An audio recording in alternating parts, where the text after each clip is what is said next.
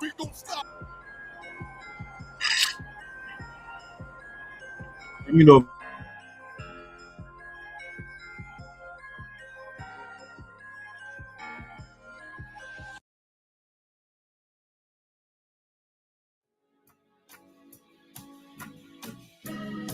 They killed, give me Isaiah 14 and 21. They did the same thing to my people. So you said that they put millions of my actions. Yes, you said so.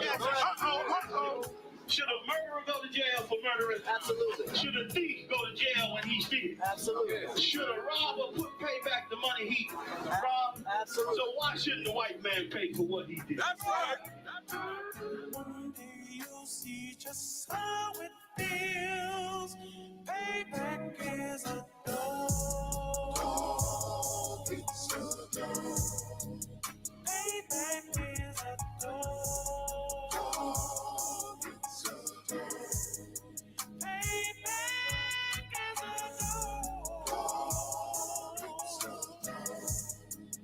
Payback is a dog. It's a dog. I'm in a hell of a hole, was never expected to grow. Just obstacle set in the road, that a result of me selling my soul. The story I'm telling is cold, but yet it's what everyone knows. The white man's the devil is known. America was never our home. Only a place of captivity, safe facility, hating, disfigure me. They claim that I'm lazy, be killing me. Maybe this slavery draining my energy. 400 years and counting. The trail of my tears is countless. The fact that I'm here is astounding, but I can't wait till this shit is surrounded. Ready to tangle my king and the angel, be ready to rap. Crack in the sky, nuclear missiles will make it official. I'm capturing every crack and surviving. Put them all in chains where they need to be. Slavery for me. And let the whole world see that with them in the cage is safer in the streets. Put the dog on a leash. Get resolved for the beast. 144, get the brutal show, we could all be at peace. As soon as the trumpets are sound, your kingdom we busting it down. The only way justice is found, the time for your judgment is now. You'll see just how it feels. Payback is a dog. It's a dog. Payback is a dog. It's a dog. Payback is a dog. It's a dog. Payback is a dog. It's a dog. Look, ain't no remorse in my blood cell. It won't be no compromise. Now it's time to feed the worms. Watch his body turn to flies. I clutch iron while you trust the lies. The next Glock I buy gon' be Gen 5. I get it customized.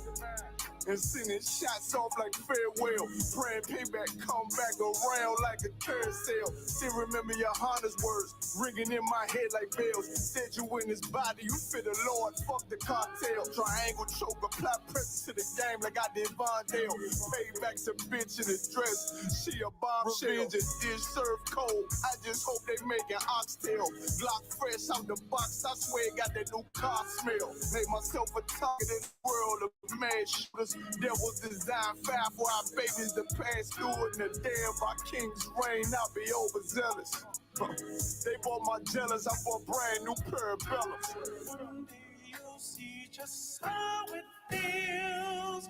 Payback is a dog. It's a dog. Payback is a dog. It's a dog. Payback is a dog. It's a dog. Payback is a dog. It's a dog.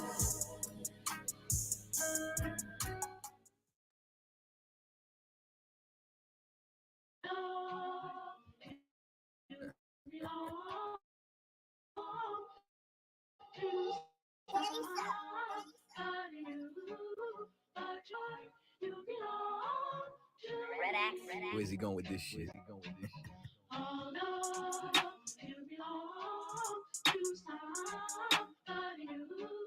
Cause tonight you belong to me.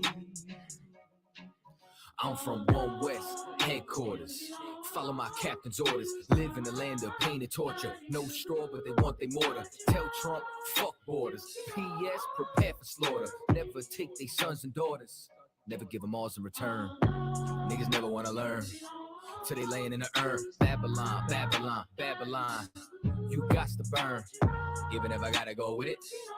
So fuck it, is you with it? Niggas never feel froggy, they just wanna rip it. If I see a bad bitch, then I gotta rip it. Your lip looking like the Red Sea when I split it. Tell me why that flow so vicious. Every time he switches, beat a nigga ass like mama did with switches. You niggas look a real gay. Where are the bitches? I mean, where are the sisters? Better stay away from witches. That's a brouhaha. Love me as she brew, yeah. White people he brew now. If you didn't know, then you do now. You belong to me. Hey. All right. This nigga's bonkers. From the same city as the Knickerbockers. Name ring bells from here to Yonkers. Or Nicaragua. You niggas too thirsty, you need some agua. I ain't talking Fina. When they kill my dog, I ain't hear shit from Peter. These niggas talk Kent, but they really mean FEMA. Haven't cut the I got more stripes than Adidas. If you ain't a bad bitch, then get the fuck off my penis. 1-2 step with a meat tree drip. Keep my circle tighter than my meat tree is. If I don't fuck with you, you a piece of shit. When I dip, you dip, we dip, we dip. This type of shit that I sing to my bitch. No 6ix9ine, we don't sing no snitch. Gotta love that bass. Social distance, I love my space. Tell Karen, get the fuck out my face. We ain't never switching up on our race. You belong to me. It's you, baby. One more time. Gotta love that bass. Social distance, I love my space. Tell Karen, get the fuck out my face. We ain't never switching up on our race, cause you belong to me. One more time for the ladies in the back, eh?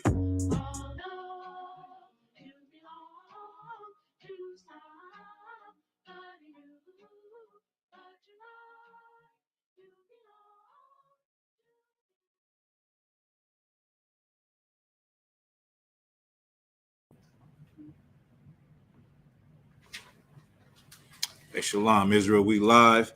If you could, let me know if you can hear me in the chat. Let me know if you can hear me in the chat. Just put a 1, please. Bob Kashah. We're going to go over some various scriptures. We're going to go over interracial marriage. We might go over Gentiles. I want to talk about what has happened. What video? The video with the city girl, Young Miami. I want to go over that too. Most High in Christ. The water Sawap. The water Kalmas. So if you could, let's get right to it. Give me what I want in Deuteronomy. Okay. The book of Deuteronomy, chapter 7 and verse 3. Neither shalt thou make marriages with them. I think we might want to skip up some. So maybe 2, maybe even 1. Okay. Verse 1 or 2. The book of Deuteronomy, chapter 7 and verse 1.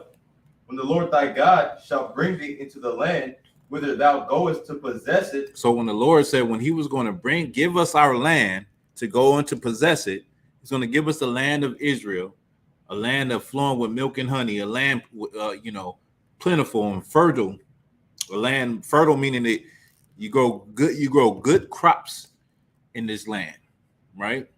A nice climate. When the Lord was going to give us this land, keep reading.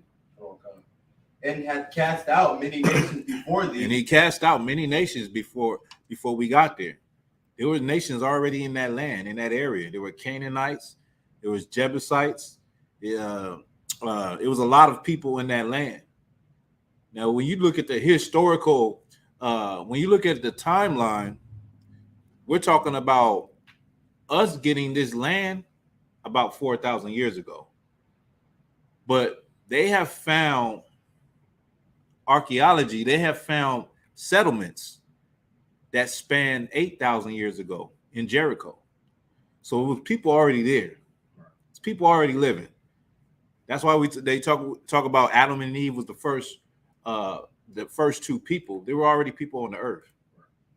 They find, in the sediment layers, they find remnants of civilization before the time of Adam and Eve. You know what I mean? Meaning they wasn't the first people. So when we came to the land of Israel, there were people already living there, and the Lord drove those people out. We went to war with those people. Go ahead. and have cast out many nations before thee. He had cast out many nations before us. Go ahead. The Hittites. He's going to name them. He's going to name them. Go ahead. The Hittites. The Hittites. And the Girgashites. The Girgashites. And the Amorites. Mm-hmm. And the Canaanites. Mm-hmm. And the Perizzites. Uh-huh. And the Hivites. Uh-huh. And the Jebusites. Mm-hmm. 7 nations greater and mightier than thou. 7 nations greater and mightier than us. Right? The Lord said he didn't love us because we was a lot of people. We were few in number. But he drove out greater nations. That's how you know the Lord loved us, man, because he chose us above nations that are strong and mightier than us. Right. He chose us above people like the way people think is like we look at people and say, well, they're great. Then, they must be, God must be with them. They have all the favor. You look at Americans or you look at, people in China and you say, because they have their own country, they have so much sophistication, they have so much technology. America has all this technology, everything at your beck and call and at your fingertips. And these people must be great. These people must be the people that God is with. Right. He can't be with these niggas in the hood. He can't be with these niggas that shooting each other. He can't be with these women, Young Miami and them, they twerking and shaking their behind on Instagram. He can't be with these people. These people are, they're disgusting. They're the scum of the earth. He can't be with them. But the Lord was with us. Right. The Lord was with us. He's still with us. Go ahead. Verse 2. And when the Lord thy God shall deliver them before thee, thou shalt smite them. And thou shalt what? Thou shalt smite them. Thou shalt smite them. Smite could mean hit or it could mean kill. In this case, kill. Go ahead. And utterly destroy them. And utterly destroy them. Utterly meaning, everything.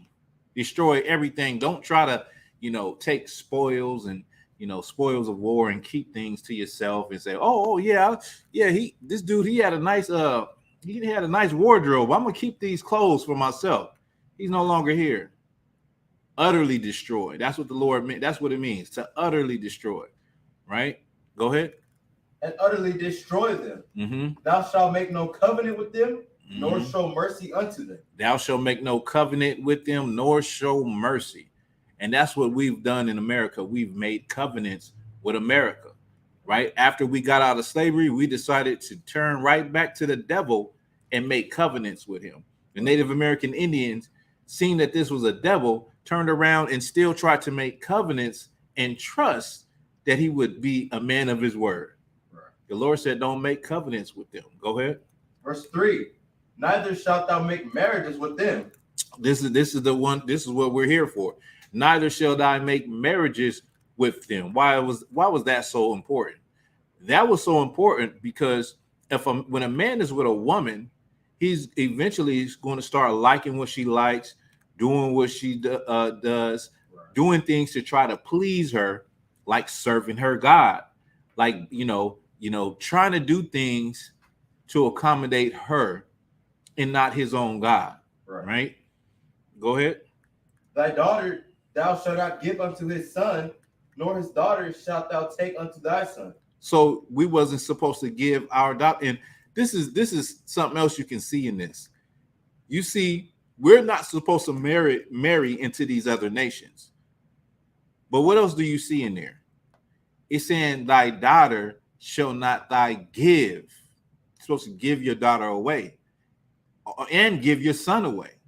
You're supposed to, as a parent, as a father, have a stamp of approval or disapproval on who your son or your daughter marries. That's a sidebar. That's something that you can see. That's how it's supposed to go in the Black community. It ain't supposed to go like, whoever you like at school or whoever you run into and you bring them home and your mama approve of them. Your father is supposed to approve of them. And not only that, your father is supposed to talk to, if this man or this young man or this young woman has a father, supposed to talk to them also. That's why it's so beautiful in the truth, how we keep the law, statute, and commandments. And you got a son that's 2 years old. I got a daughter that's 2 years old. And we know, not just between us, but within the nation, that potentially our sons and daughters could come together. under the law, statute, of commandments, and we could do it just how it was prescribed in the Bible and not how they do it in the world, where it always turns into something like divorce. It always turns into something that is, what you call it, a catastrophe, right? No one never stays together, and then your sons and daughters just go from man to man or woman to woman to woman until they quote unquote find their soulmate, right? When if we do it according to the Bible, we get all the wrinkles out the way, and we do it in a way to where it will last forever. All right, go ahead, read it again. Verse 3. Mm-hmm. Neither shalt thou make marriages with them. Mm-hmm. Thy daughter thou shalt not give unto his son. Shall not give your daughter unto thy son. Go ahead. Nor his daughter shalt thou take unto thy son. Nor his daughter shall take unto your son. Right? So we were not supposed to mix with anybody. Right. We have this thing in the black community where we say, oh, I'm mixed with white. I'm mixed with, a little bit of Irish. I got a little Creole. I got a little Native American Indian in me. When in reality, that's false. That doesn't even exist. Mix does not exist in the Bible. According to God, there is no such thing as being mixed. You are what your father is. Right. Like, according to the Bible, you are what your father is. People have been mixing forever. People have been, but different nations have been giving their sons and daughters to each other forever. But it was always the forefather was always the determining factor of who that child would be. Not, oh, my dad was Persian and my mom is Greek and I'm mixed. No, you're Persian because your father was Persian. It's always been that way. It has always been that knowledge in ancient times that you were who your forefather was, and that leaves no confusion. You know who you are, right? But black and Hispanic people, we think we're everybody. We got a little bit of this, a little bit of that, and don't throw in the Persuado DNA. Now you got a little bit of Irish, you got a little bit of Indo-European, you got a little bit of Nigerian, maybe a little bit of dog in you. Like black, you're mixed with everything according to the so-called white man, right? But in reality, nations have not changed. There was 18 nations in Genesis. What is that? Genesis 10 records 18 nations. Now you have a lot of sub-nations based off of those original 18 nations, but we know according to the Bible, you are who your forefather is. That's why it's so important to know who your forefather is. If you come from a certain country where there's a lot of admixture, when you come from, the Caribbean or something like that, you want to know exactly. And if it's a brother or sister that, in the school, we may feel like we need to know, we need to investigate. Well, you're going to have to show that your forefather or your father's father is a black man or a Gadite or, a Issacharite. You're going to have to show that. You're going to have to show your registry and prove that you are who you say you are, right? But getting back to it, we were not supposed to mix because all of that mixing with these other nations caused the confusion that we now have. Right. Go ahead. Verse 4, for they will turn away thy son from following me. He says that they will turn away thy son from following me. Like I just said that when a man loves a woman so much that she could be into Scientology. She can be into, what do the women be doing now? Astrology. She could be into, signs. Every damn woman asks you, the first thing they do when they meet you is, what's your sign? As though that has any significance on who you are, right? Especially black and Hispanic women. You're real big on those signs. That you're so big on those signs, but you're not big on the signs that the nigga is showing you that he's not the right one for you. Right. You're big on all the, I'm a Gemini. What is you? Oh, I don't know if our signs mix. Right. The nigga sell drugs, but you can't see that. You don't see that sign. He having full-blown shootouts with you sitting in the car next to him. You don't see that sign? Right. But y'all astrological signs work together. Right. Go ahead. That they may serve other gods, so will the anger of the Lord be kindled against you and destroy thee suddenly. Now that's what you dating a woman and falling in love with her, she could turn you away from following your God because of the things she's into. Like we just said, astrology, zodiac signs, what is it? Smudging with the what's the stuff they got? The sage, the crystal rocks, the chakras, sitting in a damn weird yoga style meditating.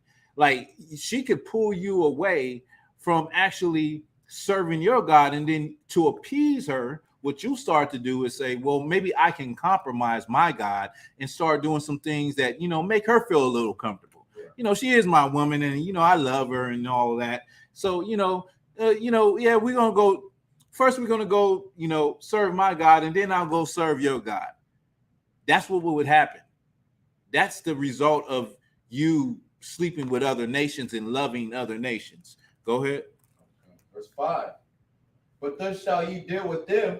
Ye shall destroy their altars, and break down their images, and cut down their groves, and burn their graven images with fire. Right, because these other nations worship graven images. They worship gods that were no gods. Right. They worship gods like Cheon and Molech, gods that were statues, and they sacrificed children on these statues. And so these gods were no gods. They were graven images made out of wood and stone. Go ahead. Verse 6. For thou art an holy people unto the Lord thy God. For thou art a holy people unto the Lord thy God. Go ahead. The Lord thy God hath chosen thee to be a special people unto himself. Now, I'm going to backtrack a little bit. We are a holy people. A holy people meaning we are a separate people that the Lord wanted set apart to himself. He already knew what would happen if we start mixing and mingling with these other nations. We would be influenced by them. Just how we're influenced in America. Only thing with America is we're more at a disadvantage because we're coming from a place of slavery, not having our identity, forgetting our heritage. So now we're just like a clean, open slate. We're like a blank journal when we got out of slavery. And now this journal is being filled with the lifestyle of our oppressor. Right. And today we're at more of a disadvantage, like I said, because we're coming from a place where we didn't have no knowledge of who we were before. And so we're following and we're influenced by the people, by the society that we live in today, which is America. And this society has definitely influenced Blacks, Hispanics, and Native Indians to their destruction. Like there is no influence that America has had on God's chosen people that has been beneficial for us. Nothing, not the Christian church, not the women's liberation movement, not even Black Lives Matter. None of the philosophies, the ideologies that they have in America have actually benefited Black people as a nation or a group of people. Keep reading. Verse 7, The Lord did not set his love upon you, nor choose you because you were more in number. I want you to skip back to verse 6. Well, I want to break that down because it's a lot in verse 6 that also shows you that everybody ain't equal according to the Bible. Go ahead. Verse 6, For thou art an holy people unto the Lord thy God. The Lord thy God hath chosen thee to be a special people unto himself. The Lord have chosen us to be a special people unto himself. Did you skip? Did you? I think you had skipped some stuff. Oh, the Lord have chose us to be a special people. Now, a lot of people would say that is not fair. Why the Lord gets to? Why is there a people that is better than another people? Right. Well, you got to take that up with the Most High. That ain't my fault. Right. You know what I mean? It also ain't my fault that there is the people that the Lord hates the most, according to the Bible. Right? But he chose us to be a special people above all people. Right. That don't sound like equality to me. That doesn't sound like, we are the world. Jesus Christ is coming back. We're going to all hold hands and we're going to go over the rainbow and we're going to land in a pot of gold and it's going to be happily ever after. That does not sound like equality, equilibrium, equity, None of those things. Right. Black and Hispanic people fight and protest for equality because we have been treated unequal. Well, did you know, according to the Bible, what we just read is that according to God, there is no equality. But guess who's on top of that equilibrium? You, Black, Hispanic, and Native Indians. Right. The niggas, the wetbacks, the spics, the people, the redskins, the people who society has always down talked, the people who society has always hated, right. The people who are already judged when they come out of the womb, the people who are already hated when they come out of the womb, the people who are already written off when they come out of the womb.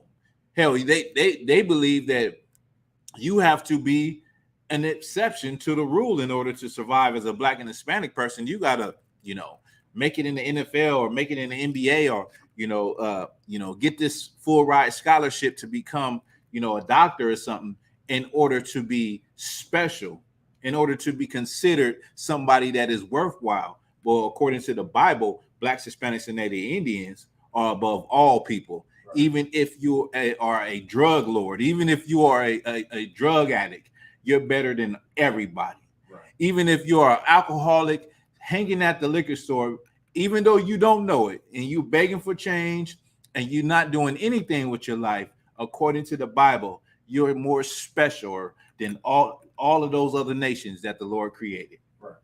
Keep going. The Lord thy God had chosen you to be a special people unto himself, above all people that are upon the face of the earth. Damn, that's a cold cut to Christianity. He has a people that are better. Now, when we say this, they get upset at us. They say, you niggas is crazy. You niggas are just angry and you're just on the corner, screaming and yelling and saying this Black supremacist ideology when it's right in the Bible. Right. It's right in the Bible if you just open the Bible up. But they don't say that when it comes to those so-called Jews. Right. The so-called Jew believes that he's better than everybody on the earth. Nobody charges him for it. Nobody says something is wrong with them for thinking that they're God's people and they're better than everybody. They just give them money. They just give them praise and they just get out their way. But when it's a nigga who nobody ever thought would ever think like this or believe this, now it's a problem. Right? Go ahead. Oh, God. Verse 7. The Lord did not set his love upon you, nor choose you, because you were more in number than any people, for you were the fewest of all people. So the Lord didn't do this because I said that earlier, like how we went into these places. The Lord gave us this land where there were nations that were mightier and greater than us. And the Lord didn't choose us because we were mighty or great. Read that part again. The Lord did not set his love upon you, nor choose you, because you were more in number than any people, for you were the fewest of all people. So the Lord didn't love us or be down with us because we were the greatest in number. And that's what people see. That's what fake Israelites see. Right. They think because of numbers that the Lord is with them. Right. They think that we got numbers, we got this booster club, we flying to the Bahamas to go teach God's people, we're flying to Africa to teach God's people. And then an African kills God's people in their camp. Ain't that something? The Lord did not choose us because we were great in number. Right. Hell, Christ and his disciples were not great in number. Right. There were people that were rolling with Christ, and then they said, you know what you're saying is too heavy, and they turned away from following Christ.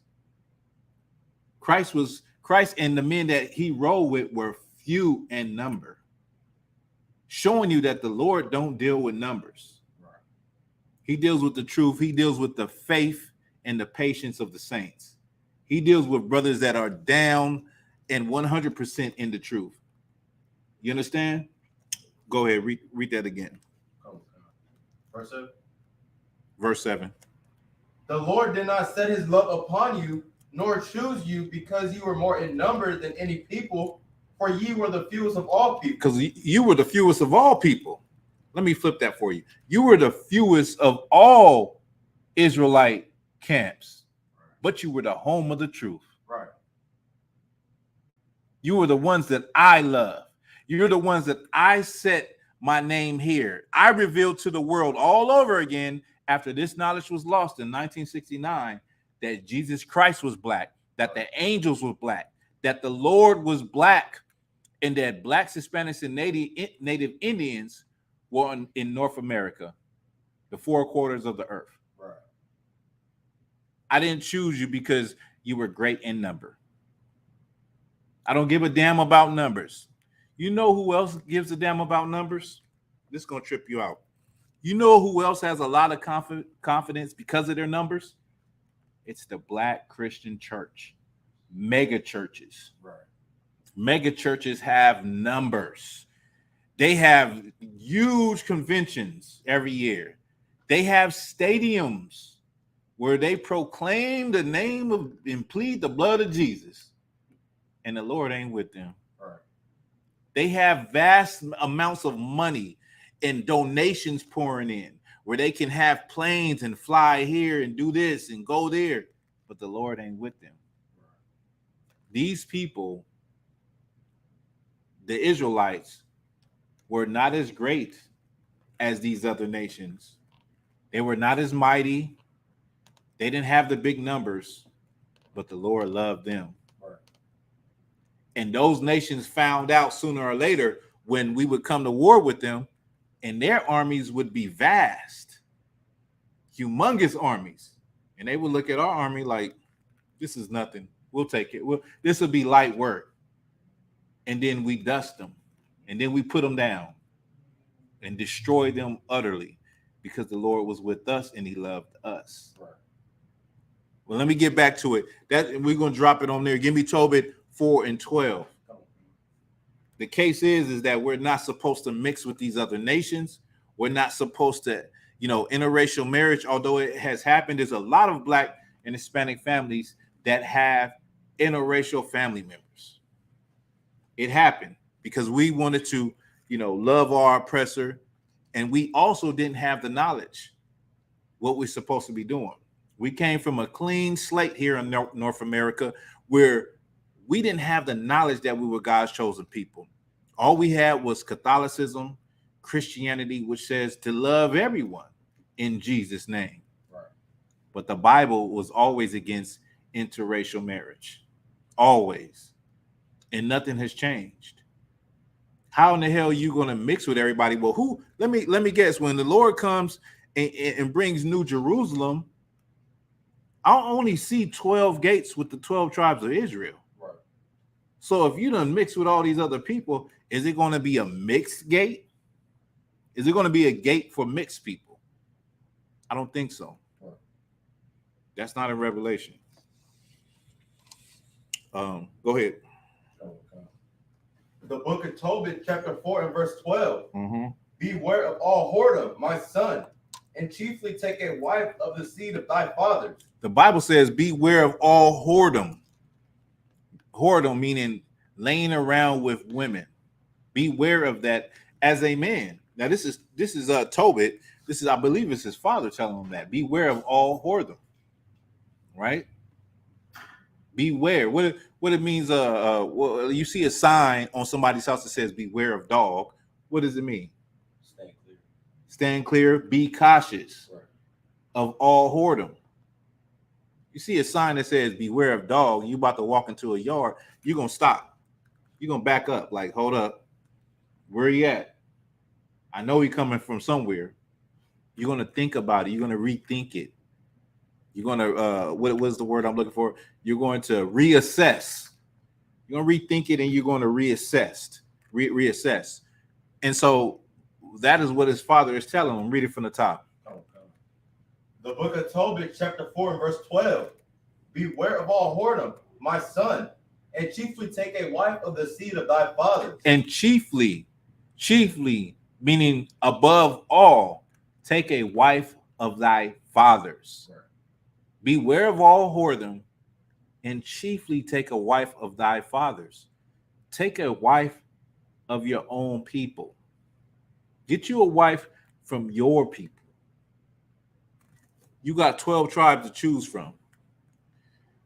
You have a vast you have a lot of choices. You don't have to, go out there and get with a Caucasian woman, an Asian woman, Arab woman, what's another one? An East Indian woman, I said Asian woman. You don't have to don't get with those women. You have the most beautiful women on the planet Earth. Right. Now, I'm gonna get to that. I'm gonna get to that, but I want to get Samson too, because Samson's father told him and his mother told him the same thing. But what I was going to say, so when it comes to other women from other nations, there are some beautiful women from other nations. That's the reason why we have these laws. It ain't like they just all, booger whoops and they look horrible. There were some, and there are some women that you might look at and say, well, she's a good looking woman for whatever race she may be. That's why the laws are there in the Bible, because brothers was doing that. It's not like it would be easy if they was all booger whoops, but every now and then you see one that remind you of one of your sisters. And that's why those laws are there, for you to refrain and be mindful of all whoredom, like the scripture said. Keep reading. That's just verse 12, right? No, it's still more. Yes, still more. Go ahead. And take not a strange woman to wife, which is not of thy father's tribe. Take not a strange woman to wife, which is not of thy father's tribe. I said this to myself, and maybe you've probably seen the example. Anybody that's listening, you probably saw this example.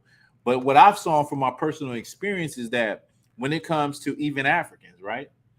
You have, I don't know why it's Nigerians, but the Nigerians, they can always get a sister. I don't know what kind of game they got, or just because they from Africa, they can get one of our sisters. But I've never seen a brother from America with a Nigerian woman. I mean, maybe y'all in the comments, y'all can attest to your experience. I've never seen a black man with a Nigerian woman here in America. I've seen the opposite though. I've seen a black woman get one of them Nigerian men, and he just really want to get his citizenship. But the point is that I've never seen a brother really, go like, oh, hey, I need me one of the Nigerian sisters. I've never seen it. You understand? Never. That's just something that's on my head. But I've never seen it. Never at all. What else you got? You said what? There's more. Yeah, go ahead. And take not a strange woman to wife, which is not of thy father's tribe. And take not a strange woman meaning a woman that is a heathenish woman. A strange woman can be a heathenish woman. It could also be an immoral woman, a woman of your people that is a whore. She is immoral. She's trying to lay with you, and she's got a husband and things of that nature. Go ahead. For we are the children of the prophets, Noah, Abraham, Isaac, and Jacob. We are the children of the prophets. Right. Noah. What did it say? Noah, Abraham, Isaac, and Jacob. Right. We're the children of the prophets. Like this is our people. We are the children of God. So why are we trying to sleep with strange women from other nations? And why are we enticed by whoredom to sleep with these women? I'll tell you one reason why. Television, magazines, and I'm gonna talk specifically about Caucasian women, the women of Edom, Esau's women, so-called white women. Brothers love to get them a Caucasian woman. I never understood it because I've never in my life been attracted to this woman.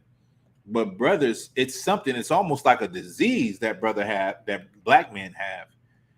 And it's almost as though this is all, you got to think of it this way. They have been a symbol, the pinnacle of beauty and, prettiness and, a dreamy woman and feminine. And this has been the thing that has driven us to look at them as though desirable, when all the hell we went through made us not look at our sisters that way, when you should look at your sisters that way, because they are bad to the bone. But you look at these women as though you're attaining something. And there's been so many examples of brothers, losing their lives, of brothers being destroyed, of celebrity brothers, being destroyed by deciding to go with that woman versus their sister that knows everything about them and can relate to any hardship or anything they going through. Right. I don't know why brothers do it. Yesterday, today, and in the future, it's going to be some nigga that's going to think that he's getting, his weight worth in gold in a woman, in a trophy, and he's going to find out sooner than later that was a mistake. Right? Go ahead and read. My son, that our fathers from the beginning, even that they all married wives of their own kindred. Our forefathers all married wives of their own kindred, of their own kind, their own people, your kindred, your kinfolk. Blacks, Hispanics, and Native Indians, we're kinfolk. We all married into one another. Really didn't matter, because whoever the forefather was, whoever the father was, that's what the seed was. And that's how it should be. It's nothing wrong with loving your people. Why is it wrong when black people say, I love black people? You ever see those posts where a black man say he loved black women, blah, blah, blah. And then here comes some stinking dog on the post talking about why you can't say you love all women. Because I don't love all women. I love black women. God damn it. I can't love my own people. Oh, it's a problem when black people start to love their own people and profess that love to their own people. When every other people does it, they probably don't say it, but they do it right in your face. They love their people right in your face. They'll disown your tail. If a black man comes home with an Asian woman or an East Indian woman or even a white woman, you are walking into a danger zone. Not only they gonna disown their daughter, they're gonna be looking at you like they want to kill you. They want to hurt you. There was just a story with another brother in Mississippi, 15-year-old brother, that was caught at the house with his girlfriend, and he was later shot by the father, running away, shot in the back, right, by the father, and the father is an ex-police officer, and they ain't bringing no charges against him. These people don't want you sleeping with their daughters. You understand? Now, you might find an exception to the rule. Some, a progressive, liberal, white family that is okay with that. But most nations are not okay with that. They envision their children being with somebody like them. And I envision my children marrying somebody from their nation, somebody that understands them, somebody that grew up learning the laws of God. And being separate from this world. But the point is that most people love their own people. The vast majority of people deal with their own kind, and they want for their children to deal with their own kind. The brainwashing of America is why you think that it's nothing wrong with it, because we're in this big melting pot of different nationalities that all come together, and diversity and multiculturalism and all of that crap. And we're in this big melting pot. But you niggas, blacks, Hispanics, is the only ones getting burnt. Right. Is that on it? Give me some more. even that they all married wives of their own kindred. They married wives of their own kindred. Go ahead. And were blessed in their children, and their seed shall inherit the land. And they were blessed in their children, and their seed shall inherit the land. Why their seed going to inherit the land? Because they kept the law, statute, and commandments. They did it the way that the Lord wanted us to do it. The Lord said, don't give your daughters or your sons to other nations. And they didn't do that. Right? You could drop that. Where we at? Give me Nehemiah 13 and 23. If I could, it's another one that I don't got with Samson. And this is going to speak to the point I was making about Samson, or about other nations of women also being beautiful. Or if it wasn't if they all look like gremlins and booger wolves, then we wouldn't need that law, because no brother would dare. And that's another thing. When brothers do, because like I said, you'll see a beautiful Caucasian woman, let's just say on television, right? You have good examples. But when a nigga get one, he get Master Splinter or a Ninja Turtle, he get the bottom of the barrel, right? It ain't even, to me, it's not even about beauty anymore. It's just about being able to be with something that and separate yourself from your own people. Being able to be with a woman that makes you feel like you done made it in America or something. I don't know. Somebody help me out. So you said Nehemiah 13 and 23. Just hold that for me. Let me find this real quick.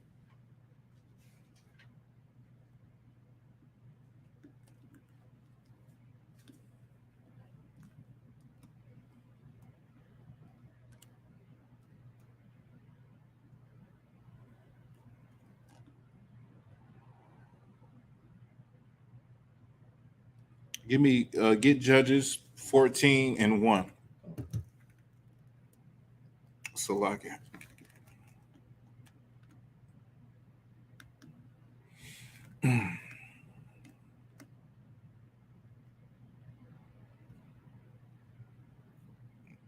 Judges 14 and 1.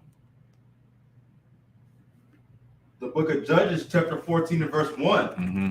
And Samson went down to Timnath and saw a woman in Timnath of the daughters of the Philistines. So Samson saw this woman of the daughters of the Philistines. Well, she was an African. Go ahead. And he came up and told his father and his mother and said, I have seen a woman in Timnath of the daughters of the Philistines. Now hold that. Now, first of all, he's seen a woman. She was beautiful. This goes back to what I'm saying. Just because they're not your people don't mean that you're not going to see. And this goes also for women. It's not like you're not going to see a brother that might be handsome or look good, but he's not your people. The same for the men. You will see some beautiful heathen women, right? But this is what these laws were instituted for, so that we wouldn't mix. Now, also what we just read is that Samson saw this this African woman, this Philistine woman, and he went to his father and mother. Can you imagine that? Like as a black and Hispanic man or a woman, seeing somebody desirable and not going to your homeboys or your homegirls, you go to your father and mother and say, well, I've seen this sister. She's from the tribe of Benjamin. She's desirable. And then your father and mother set that up with her father and mother. You see how that would work? You see how now this is a heathen woman, but the point I'm making is you see the structure that the Bible has if we follow those laws, statutes, and commandments on how we should move. Instead of you seeing somebody that you like, going and holler at them, having sex the first or second night, right? Getting into it 2 weeks later, now you broke up, now you with somebody else. Now, as a man, you are a whoremonger. As a woman, you are now a whore. Right? This is how it's supposed to have gone. But let's get back to the story. Verse 2. And he came up and told his father and his mother and said, I have seen a woman in Timnath of the daughters of the Philistines. Now therefore, give her for me to wife. He said, Pops, you got to get her for me to wife. I want her right there, Pops. See what you can do. Work your magic, Pops. Go talk to her father and see, you know, if it can go down. You know what I mean? Go ahead. Verse 3. Then his father and his mother said unto him, Is there never a woman among the daughters of thy brethren or among all my people? What? His father and his mother said, look, you can't find a sister among the daughters of your brothers and of your people? Like, there's nothing wrong with them going to do it, but they was standing on the principles of the Bible. They like, listen, we don't do that. That's not how we get down.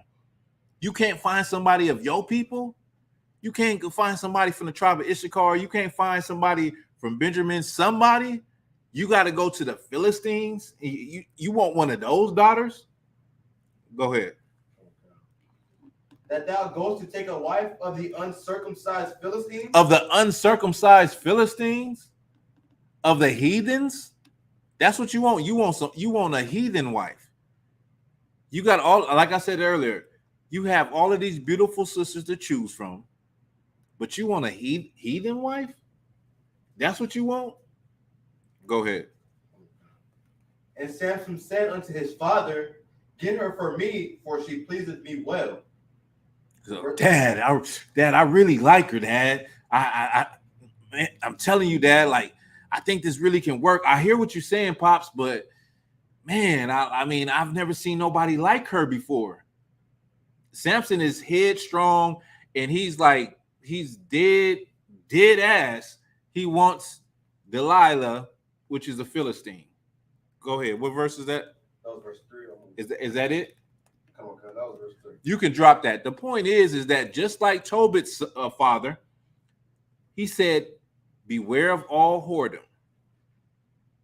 All of our forefathers married women of their own kindred, of their own tribes. Now you hear it again with Samson's father and his mother saying, you can't get a woman, you can't find nobody else. You have to get a heathen woman. You can't get a woman from your brothers, from your people. Right? The point is that the Lord was against and still is against interracial marriage, interracial unions. Right? Drop that. Give me that. What I want. Nehemiah 13 and 23. The book of Nehemiah, chapter 13 and verse 23. In those days also saw I Jews that had married wives of Ashdod, of Ammon, and of Moab. So Nehemiah is saying that in his time, he's seen Jews, he's seen Israelites that had married heathen people from Ashdod, from Moab, and from what else? Ammon, and from Ammon. So this is the ancient Moabites and the Chinese and the Japanese, the Moabites and the Ammonites. I went over that last week where I showed you what they look like. So you just think about a sister with slanted eyes and more of a wavy type straight hair, right? So it's not like the Moabite women didn't appeal to the Israelite brothers. They did appeal to them, or they wouldn't have been marrying them. Like if they look like gremlins and they look like the monster from the Black Lagoon, it would be easy to follow the laws of not sleeping with other heathens, with other people that are not your people. But Nehemiah saw this in his day. He saw brothers making unions and marriages with these different women. Go ahead, read it from the top. The book of Nehemiah, chapter 13 and verse 23. In those days also saw I Jews that had married wives of Ashdod, of Ammon, and of Moab. Verse 24. And their children spake half in the speech of Ashdod and could not speak in the Jews' languages. So now the children that came from these unions, they spoke in the language of Ashdod and the Moabites and the Ammonites, but they could not speak the Lashawan Kadash. They could not speak the tongue of their lineage, of their forefathers. Because why? Because they had two parents that was teaching them two different things, and usually you're more with your mother than you are with your father, right? And so they learned the language of their mothers, and they couldn't speak the language of the Jews. But they were Jewish. They were not, I don't want to say Jewish. They were Israelite children because their fathers were Israelites, but they couldn't speak the language of their people. Right. Go ahead. And their children spake half in the speech of Ashdod and cannot speak in the Jews' language. Now stop that. Another thing that happens today, that happens when you see, mixed families, black and white. Black people, we have certain habits, we have certain ways we talk. White people have certain ways they talk, certain ways they cook, party, all of those things.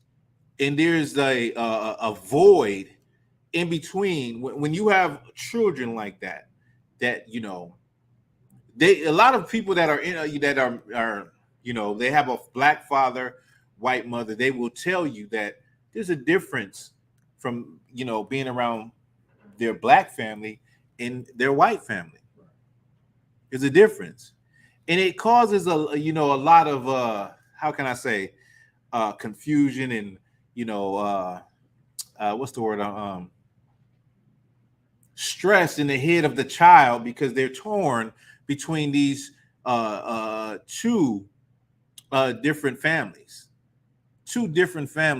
that for the most part they don't really mesh and get along, but their father laid with that mom and they were produced. And so what you see here is the same idea, is you have children that their mothers were mothers of Moab, mothers of Ammon, mothers of Ashdod, and they spoke a language that was not the language of their father. Now, in today's time, in a world where people don't know anything, that would be okay. But in the world of the Israelites, the biblical world of the Israelites, it was not okay for a child that was an Israelite to not even know the language of their people, of their father. And that was what Nehemiah seen in his day. Go ahead and read. And could not speak in the Jews' language, but according to the language of each people. Right. Verse 25. And I contend with them and cursed them. And Nehemiah, he contended with them and he cursed them. He contended with those Israelite brothers that laid down with these Moabite and Ammonite women and produced children that could not understand our language, but they could understand the language of the Moabites and the Ammonites. Go ahead. And smote certain of them. And he smote certain of them. He put hands on a couple of them. Right? Go ahead. And plucked off their hair, and made them swear by God, saying, "You shall not give your daughters unto their sons, nor take their daughters unto your sons, or for yourselves." I want you to read that again, but I'm just going to say, man, Nehemiah was a zealot. Nehemiah was a zealot for the law of God. Right. It says he plucked out their hair and made them swear that they wouldn't do that no more. Read it from the top. Okay. And I contended with them and cursed them, Mm-hmm. and smote certain of them, Mm-hmm. and plucked off their hair, Mm-hmm. and made them swear by God, saying, "Ye shall not give your daughters unto their sons, nor take their daughters unto your sons, or for yourselves." So he basically reiterated the laws that we read in Deuteronomy 7. Right. The laws about not giving your sons and your daughters to these heathen nations. He made them swear by the Most High, right, that they wouldn't do this anymore. Go ahead. Verse 26. Did not Solomon, king of Israel, sin by these things? He said, did not Solomon, king of Israel, sin by these things? And we're going to get to Solomon in a minute. And I'm going to clear it up, because many people say that the sin of Solomon was the fact that he had more than one wife, but that was not the sin, right? Go ahead. Yet among many nations was there no king like him, who was beloved of his God, and God made him king over all Israel. Solomon was the wisest man in the Bible, in the world. God made him king of all Israel, and Solomon fell short because of what these brothers for the same reason that these brothers fell short by sleeping with these heathen women, and their children not even being able to speak in the language or understand the Lashawan Kadash, but they could speak in the language of Ashdod. Go ahead. Nevertheless, even him and outlandish women caused to sin. Right. Verse 27. Shall we then hearken unto you to do all this great evil, to transgress against our God and marrying strange wives? So now he's saying, should we listen to you, nigga? You sleeping with, let me put it in this way. Should we got an example from Solomon. Solomon was the prime example. He was greater than you. He was the king of Israel, the wisest man, right? And he failed by this. So now you're doing it, nigga. Should we follow you? Should we listen to you? Should we listen to you and transgress the laws of God? In today's time, we have plenty of examples. You got all kind of brothers that were celebrities that had heathen wives, and now they're paying millions of dollars. They done, been through court proceedings. They done been in high profile criminal cases. It always goes bad. We have regular brothers that were murdered. Emmett Till. It's countless brothers even today that have been found dead, missing for sleeping with white women. We have plenty of examples. So when a brother says, yeah, I got this snow bunny, I'm doing this, I got the white girl, nigga, should I listen to you? I got enough examples of why I shouldn't go that route. I don't got to worry about coming up missing and hanging from a tree, messing with my sisters. Should I listen to you? That's what Nehemiah is saying to them. Should we follow you in transgression after we done had the example of King Solomon? Go ahead. Verse 28. And one of the sons of Joada, the son of Elishib, the high priest, was son-in-law to Sanballat, the Horonite. Therefore I chased him from me. Verse 29. Remember them, O my God, because they have defiled the priesthood and the covenant of the priesthood and of the Levites. Verse 30. Thus cleansed I them from all strangers, and appointed the wards of the priests and the Levites, every one in his business. You can hold that. There's one that I want. I don't know if it's right there. It's one where I want, where right after they was told, a brother came flaunting. He came into the congregation with his woman. She was a Moabite, and they went into the tent to lay down and have and do their thing. And it's not there. Look at it. That's 31 at the end of the chapter. Okay, I'm gonna find it. I'm gonna get that. Let's get Ezra's 9 and 1. I'll get that for you.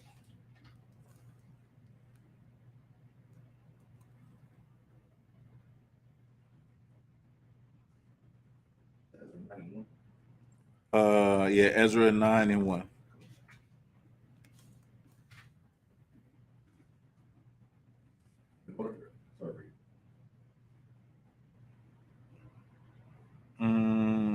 Just hold it. Just hold it. I think I might got it. Okay. Let me see. So just hold 9 Ezra, that one.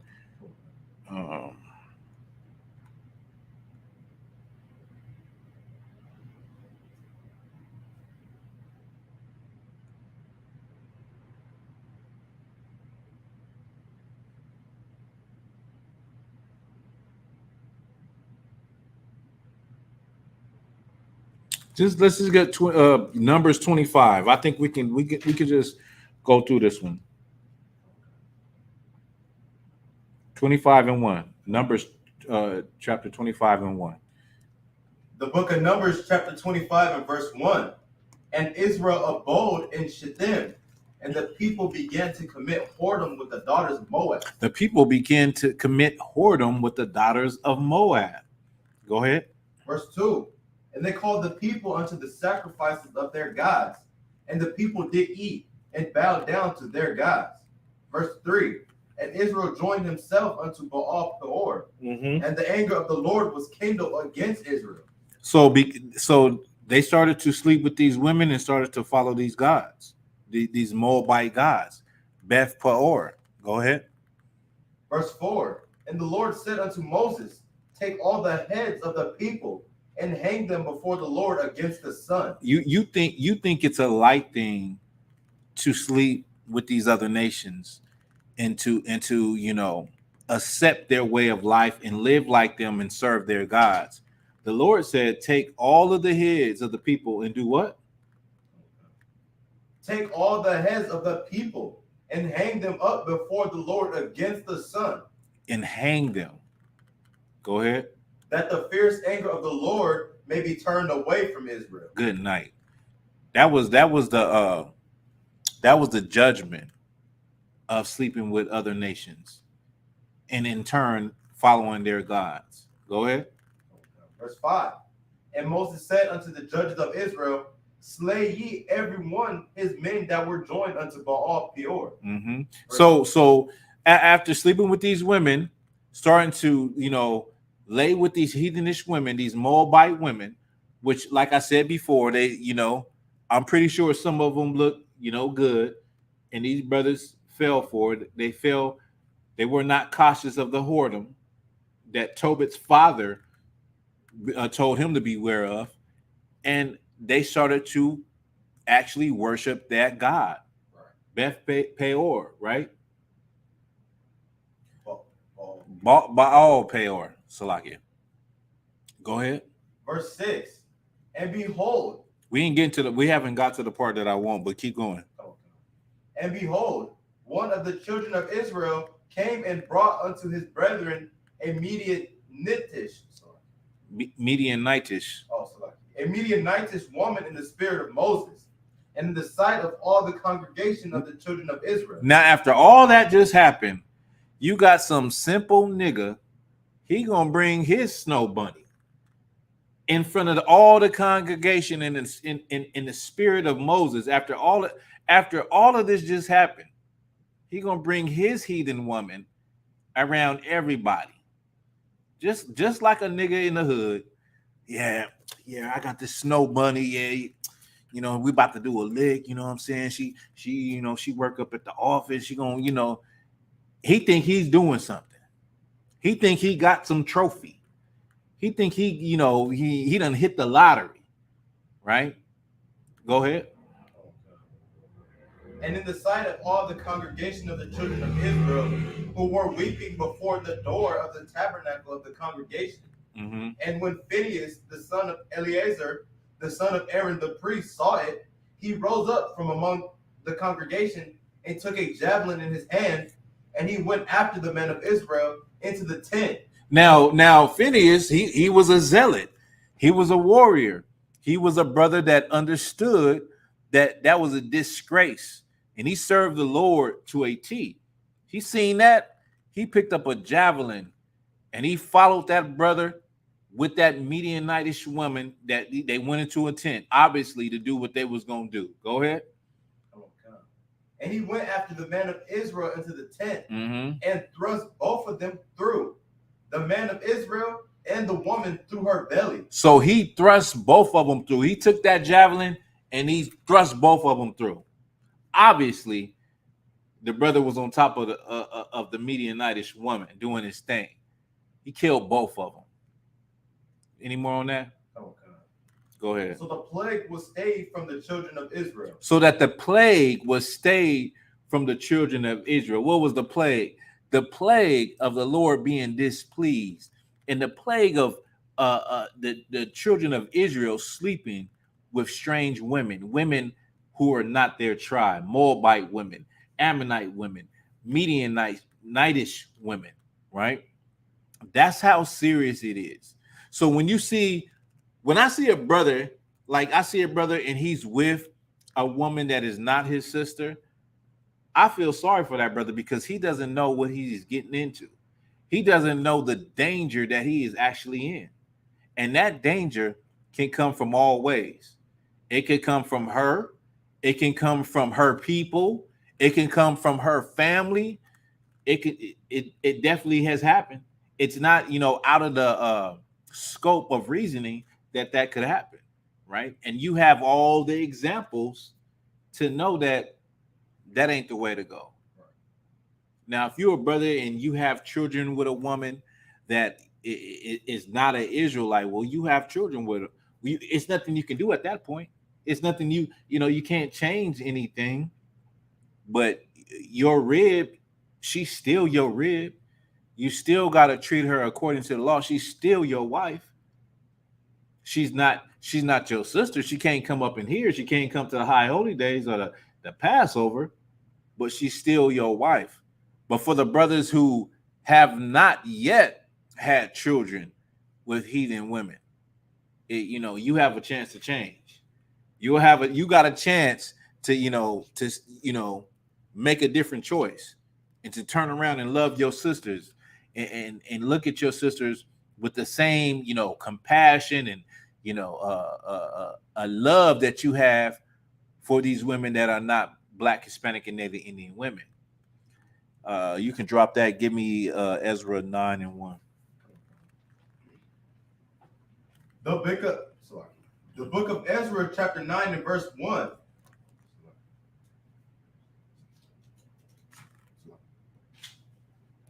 Don't sweat.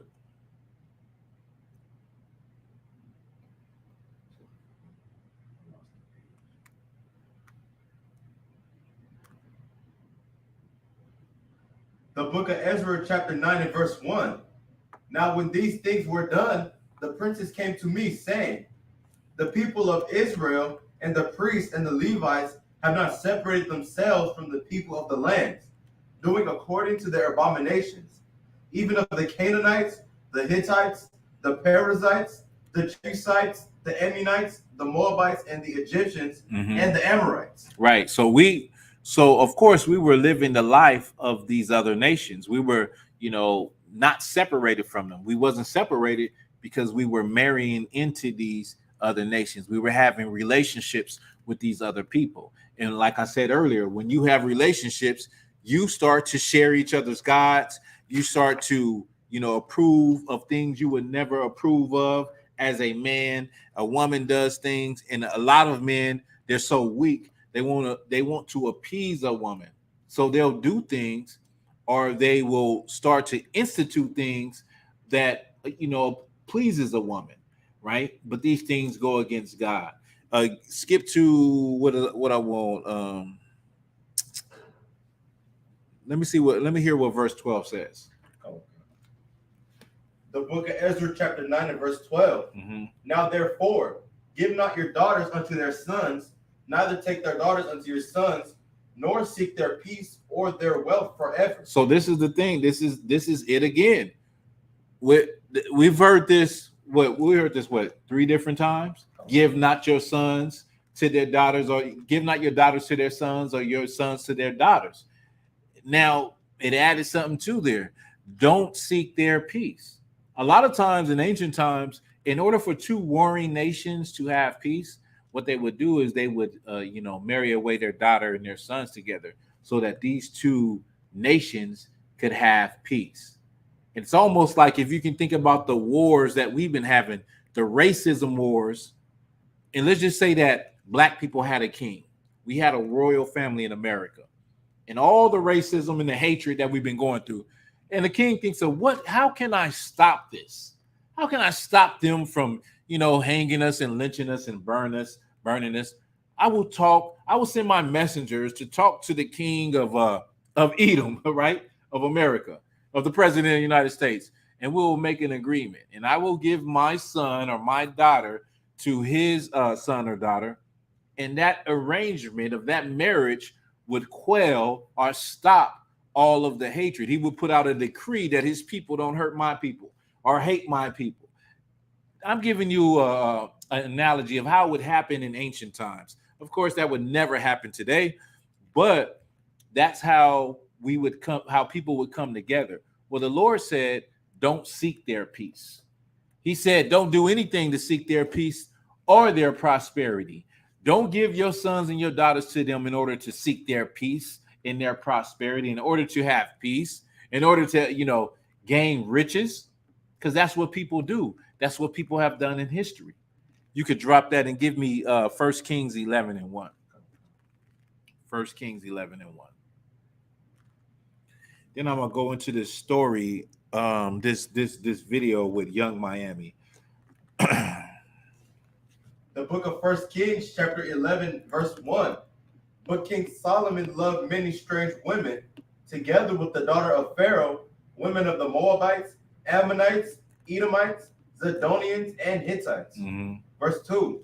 Of the nations concerning which the Lord said unto the children of Israel, you shall not go into them, neither shall they come into you. Mm-hmm. For surely they will turn away your heart after their gods. Right. Solomon clave unto these in love. Solomon had all of these women from these different nations, right? Kind of like there's brothers today like that.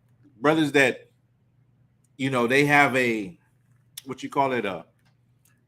repertoire of different women they sleep with. And they're from all, you know, they'll brag about it. They say, you know, I got me an East Indian, I got a China woman, Jay-Z had that song, I Love Girls, Girls, Girls, right? And every girl was a different girl, like a different nationality. You have brothers like that today that, you know, they get a kick off of having different women from different nationalities, right? And Solomon had these women, and the problem is Solomon, he clave to these women in love. And like I said, when you with a woman and you love a woman, you're going to start to institute some of the practices that she does. You get with a woman that's all about yoga, all about meditation, you're going to find yourself doing yoga and meditating. You get with a woman that's all about burning sage, all about, you know, smudging and walking around the house and clearing the house of evil spirits, you're going to find yourself doing that. It's human nature, right? You get a woman in the Christian church that she loves Jesus and she hooping and hollering in the church. Nigga, you going to be hooping and hollering in the church, running up and down the aisles, banging a tambourine. That's just nature, right? It's natural for that to happen. Well, Solomon did these things. This happened to Solomon. And because he had all of these women from these different nations and they had different gods and he clave to them in love, this is what happened. Go ahead and read. Verse 3. And he had 700 wives, princesses, and 300 concubines. And his wives turned away his heart. Now, I don't want you to be naive. It said he had 700 wives. Don't think he had 700 ceremonies, marriage ceremonies, all right? Go ahead. And he had 700 wives, princesses, and 300 concubines. Mm-hmm. And his wives turned away his heart. His what? His wives turned away his heart. His wives turned away his heart. His wives turned away his heart from going to camp. His wives turned away his heart from coming to class. All of them wives turned away his heart for, going to the Sabbath day, for going to the holy convocations, for attending the Passover. His wives turned away his heart. Go ahead. Verse 5. For Solomon went after Ahasuereth, the goddess of the Zidonians. He went after the goddess of the Zidonians. Go ahead. And his wife, and after Milcom, the abomination of the Ammonites. Mm-hmm. The Ammonites is God. Go ahead. Verse 6. And Solomon did evil in the sight of the Lord and went not fully after the Lord. Solomon did evil in the sight of the Lord. He started to follow these gods that his wives introduced to him. Go ahead. As did David his father. Go ahead. Verse 7. Then did Solomon build in high place for Chemosh. For Chemosh, the abomination of Moab. The Moabite god. Go ahead. In the hill that is before Jerusalem. Mm-hmm. And for Molech, the abomination of the children of Ammon. Verse 8. And likewise did he for all his strange wives, which burnt incense and sacrificed unto their gods. Verse 9.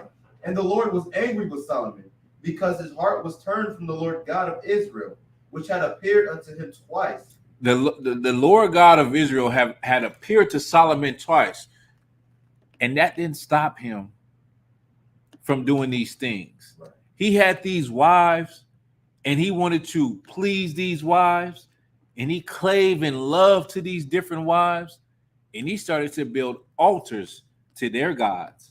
He started to do things that pleased them, and he stopped doing things that pleased the Most High.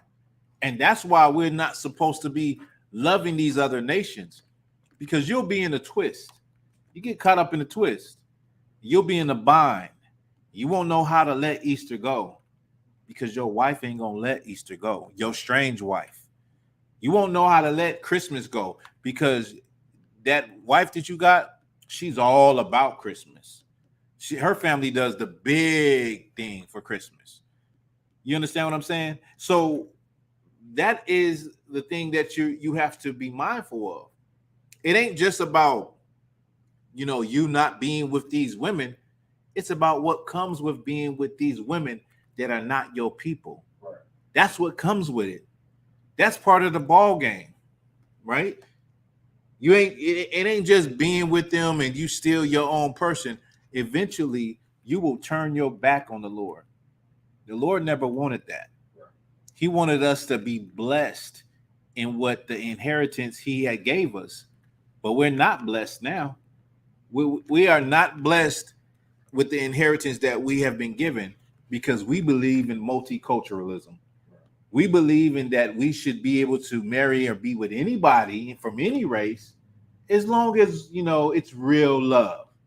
When you don't even know what the hell real love is. You don't know what real love is.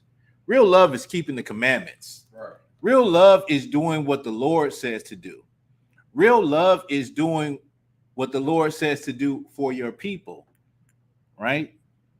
And if you, as a Black and Hispanic man, you decide to be with a woman that is not from your race, first of all, you don't love your people.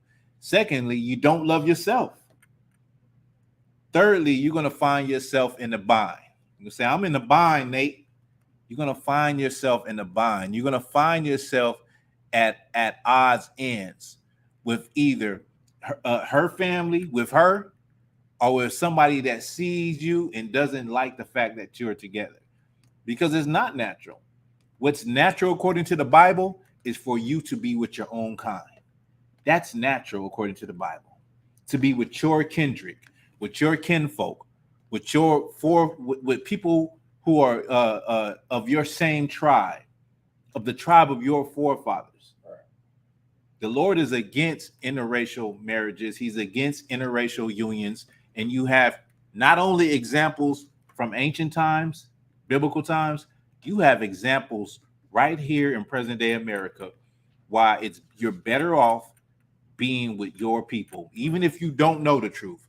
Even if you don't know who God is, you think God is white Jesus, you still would be better off being with a Black man as a Black woman. You still would be better off being with a Hispanic woman as a Hispanic man.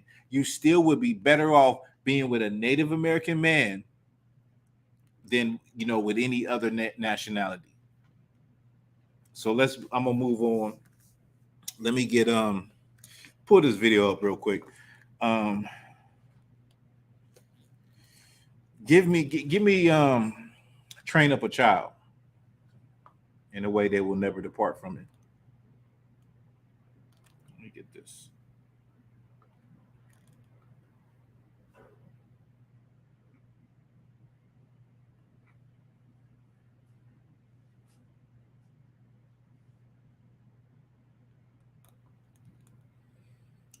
Let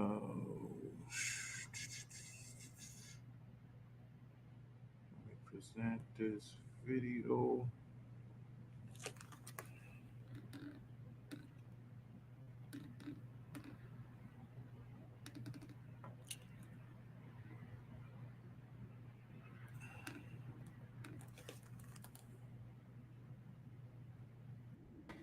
But define that, though. Like, I'm a whore. What if Summer comes to you, as pretty as she is, and says, Mom, I want to be a city girl? She ain't gonna be no city girl. Let me see. Let me get this together.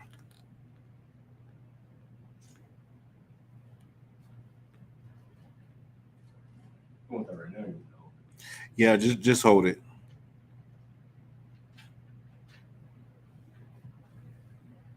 Look like it's having technical difficulty.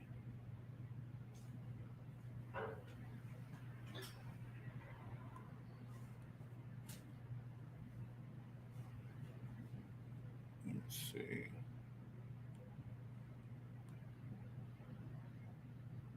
Is that how I want to do it? I think that's good right there. Let me play this. Now, this is Young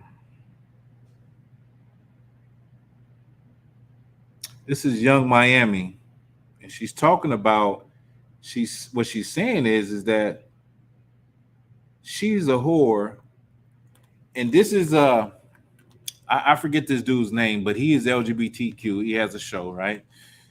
And so he's asking the hard questions, and so this is one of these city girls, Young Miami, and he's asking her about what if your daughter wants to be a city girl. Now, there's a lot of things that she's saying here that is truth, and we're going to get into it. Let me just grab one more preset.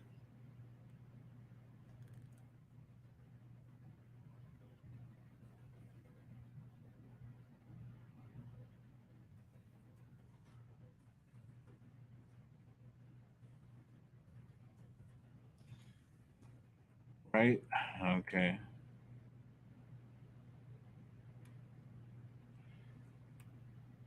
Let me get here. With a W, like I'm a whore. But define that, though. Like I'm a whore. She said, I'm a whore with the W. He said, well, define that. She said, like, I'm a whore. And that's the problem is that this society doesn't produce any shame. Being a whore should be a shameful thing. When we were growing up, being a woman that slept with everybody was well known. You would know who she was. But now everybody is doing the same thing. And so she says it in a way where it's almost like it hurts her to admit that she's a whore, right? Let me rewind that one more time so y'all can really see what I'm saying. Look. With a W, like I'm a whore. But define that, though. Like I'm a whore. What if Summer comes to you, as pretty as she is, and says, Mom, I want to be a city girl? She ain't gonna be no city girl. Now, you see how her face changed when he asked her about, what about your daughter? When she comes and she wants to be a city girl. And just look at her face, how it changes. Like, it's something she didn't think about, right? Whore. What if Summer comes to you, as pretty as she is, and says, Mom, I want to be a city girl? She ain't gonna be no city girl. Now, there's more to this. This one I downloaded, it's not the whole snippet, but there's more to this. But as a woman, just as a parent, you cannot expect for you to do things in front of your children and they not do the same thing. A lot of times we, like, as parents, we act as though, in the Black community, you act as though like you could do things in front of your children. And because you have it in your mind or this idea how your child is going to turn out, that they're not going to do the same thing that you did. When in reality, 95, 97, 99.5% of all of us did the same things that our parents did. Whether it be gang banging, drug dealing, smoking cigarettes, being rebellious, acting a certain way, being emotionally immature. These things pass down to your children because your children are watching you. Your children are looking up to you. And a lot of people don't realize, a lot of parents don't realize that your child is looking at you like you are a superhero. You're just a superhero that's on drugs. You're a superhero that is twerking on camera for Instagram and for, OnlyFans. and they're looking at you, and they're like, their brains are like a computer. It's taking all of that in. So you can't expect to do things in front of your children and they not at least try them, you know, or feel like it's okay. Give me that, brother. The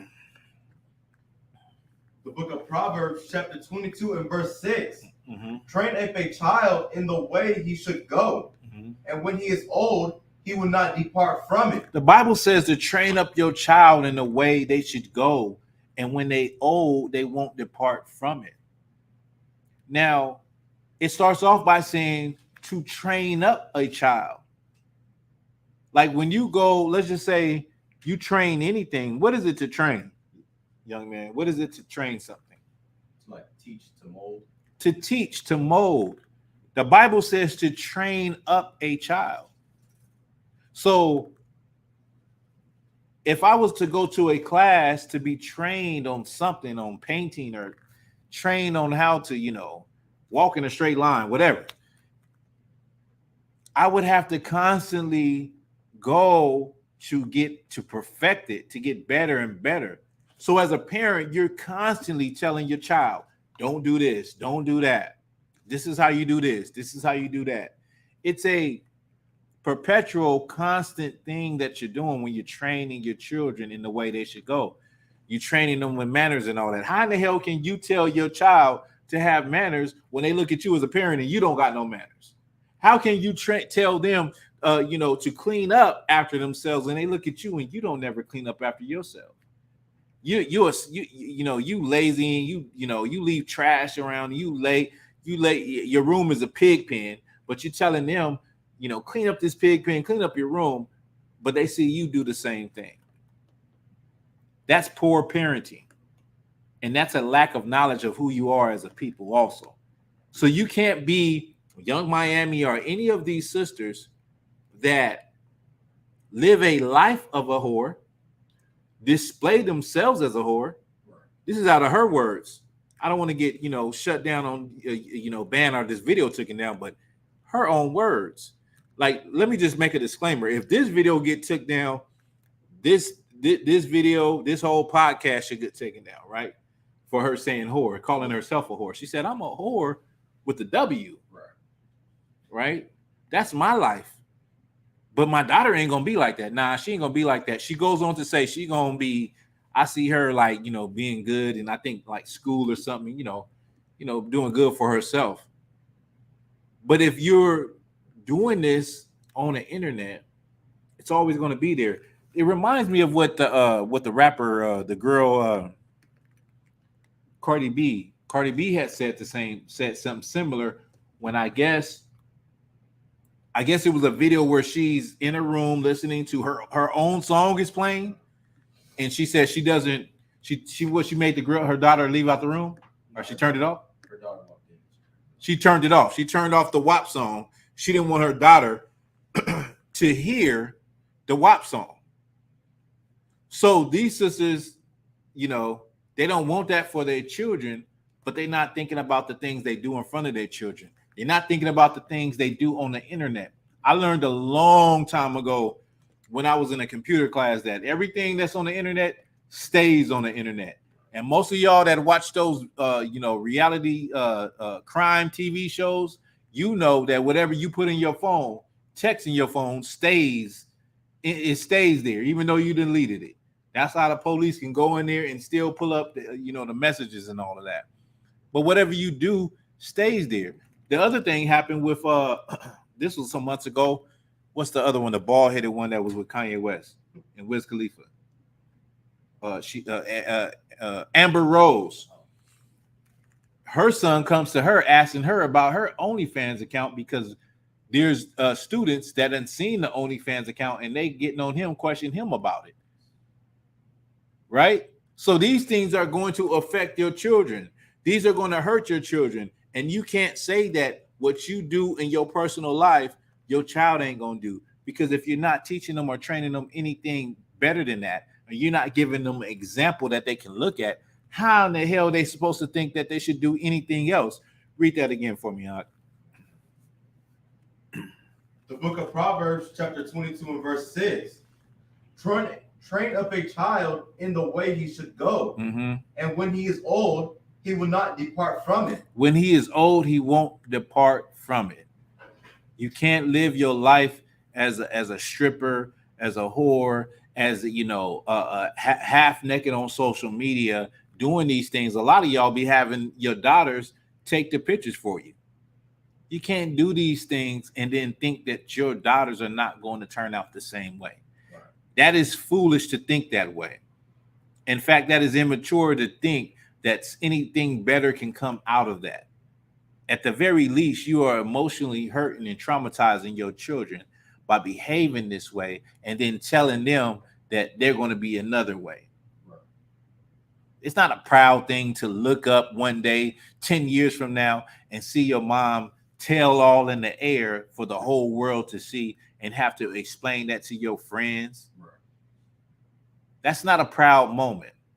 And you can see she was not proud to even answer that question of, what if her daughter, it looked like it disgusted her to think about it. Well, she should be disgusted by the way she performs and she acts on television. And that goes to all the women that are caught up in this feminism crap where you say, it's my body. I could, you shouldn't have to tell us how we should, do what we should do with our bodies. The hell with that. That is destroying our people. That whole idea of, doing whatever you want to do, being half naked, twerking, and being talking as much sexual garbage as you want on the radio is not a benefit to Blacks, Hispanics, and Native Indians, no more than it is for brothers that talk about the trash they talk about. But how do you expect children who you are leading, who you are supposed to be raising, to look at it like, I think I want to be a scientist. They're going to want to twerk too. They're going to want to do the same thing that they see their father and their mother do. The Bible says to train up a child in the way they should go. Not perform certain things in front of them and then expect for them to do something different. That's not how it works. Children are very impressionable. You understand? If you could give me let me see. I think it's Leviticus 23 or Leviticus 19. Leviticus 19 and 29. Excuse me. The book of Leviticus, chapter 19 and verse 20. And whosoever lieth carnally with a woman, that is a bondmaid. 29. 19 and 29. Right. The book of Leviticus, chapter 19 and verse 29. Do not prostitute thy daughter to cause her to be a whore. Do not prostitute thy daughter to cause her to be a whore. How do they prostitute that? How do Black and Hispanic women prostitute their daughters to cause them to be a whore? By doing this, what Young Miami is doing. By, a lot of them think that it's okay because, they're putting food on the table and they can afford to put their kids in, the best schools and live in the best neighborhoods, but it's actually doing more damage than good. It's doing more damage than good. A lot of y'all will dress your daughter up in skimpy clothes and take pictures of her and put them on social media for likes and giggles. You are prostituting your daughter. I can't stand when I see brothers and sisters post their daughters and they're sitting there, with their hands on their hip in some pose that's a grown woman pose. You are pushing your daughters to be fast and mannish and grow up extremely fast. And it's so destructive in this society that we live in today, where everything is sexualized. You are prostituting thy daughter. That's what you're pushing your daughters to. You're causing them to be whores. You are the one that is molding them. You're training them and you're molding them. They are children. Let them be children. Let them wear clothes that are not revealing. I don't care. A lot of y'all have the excuse that's what they selling in the stores. I don't give a damn if you got to go to the Goodwill. Get them some clothes where they look like children and not miniature adults, miniature women, miniature, women trying to be sexy for social media and Instagram and all that nonsense. If you really love your children, if you really love your daughters, read it from the top again. Come. The book of Leviticus, chapter 19 and verse 29. Do not prostitute thy daughter to cause her to be a whore, lest the land fall to whoredom and the land become full of wickedness. Lest the land fall to whoredom and the land become full of wickedness. What could come out of a woman being a whore? Let's see. Well, slept with this man, slept with that man. The children don't got a father. Now the children grow up without the right parental care, without the father figure. Now this daughter done grew up as a whore. Now this son that grew up rebellious and he's getting in trouble and mischief and he's shooting up the damn block. And it just multiplies and multiplies, and you're just creating gremlin after gremlin after gremlin, destroying your community. There's a reason why this was put in the Bible, because it happened. We see it every day. The black community is a community that is destroyed partly because of whoredom. Partly because of whoredom. Every serial killer, every mass murderer, every nigga that then shot from a car and accidentally hit a kid or hit a grandmother, he came from a household like that. That's the Bible for you, in your face. Right. In your face. That's why it says don't do it, because that's what it produces. Right. Produces broken homes, broken families, in destructive ways in our children. With that, that's the class. Let's clap it up.